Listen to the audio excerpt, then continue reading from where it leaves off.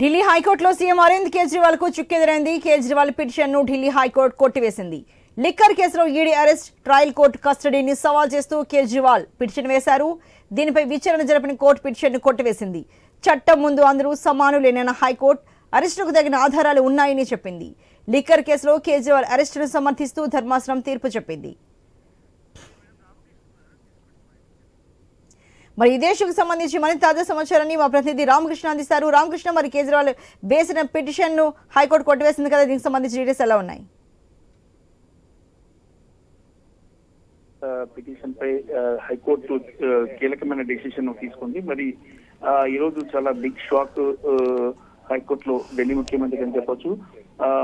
మద్యం కుంభకోణం కేసులో ఎన్ఫోర్స్మెంట్ డైరెక్టరేట్ ఆఫీసును సవాల్ చేస్తూ ముఖ్యమంత్రి అరవింద్ కేజ్రీవాల్ దాఖలు చేసిన పిటిషన్ పై తీర్పు వెలువడించింది. ఈ కేసులో ఇరుపక్షాల వాదనలు విన్న ధర్మాసనం సేకరించిన ఆధారాల ద్వారా ఇతరులతో కలిసి అరవింద్ కేజ్రీవాల్ కొత్త పన్నేలను తెలుస్తుందని తెలిపింది. మరి కేజ్రీవాల్ వ్యక్తిగతంగా ఆప్ కన్వీనర్ హోదాలో కుంభకోణంలో పాలు పంచుకున్నారని చెప్పింది. మద్యం కుంభకోణం కేసులో మరి ఇతర నిందితులు అప్రూవల్ గా మారడంపై కేజ్రీవాల్ లేవనెత్తిన అభ్యంతరాన్ని కూడా కోర్టు తప్పుపట్టింది. అప్రూవర్ ను క్షమించడం ఈడీ పరిధిలో లేదన్న కోర్టు అది న్యాయ ప్రక్రియ అని తెలిపింది. అప్రూవర్లకు క్షమాపణ ప్రక్రియపై అభ్యంతరాలు వ్యక్తం చేస్తే న్యాయమూర్తిపై అనుమానాలు లేవనెత్తిందని మందలించింది. మరి ఫైనల్ గా చూసుకున్నట్టుగైతే మాత్రం కేజ్రీవాల్ కు చాలా పెద్ద దెబ్బ తగిలింది. మరి ఈ నేపథ్యంలో ఆయన సుప్రీం కోర్టుని అప్రోచ్ చేయారు ఇప్పుడు కొద్దిసేపటి క్రితమే.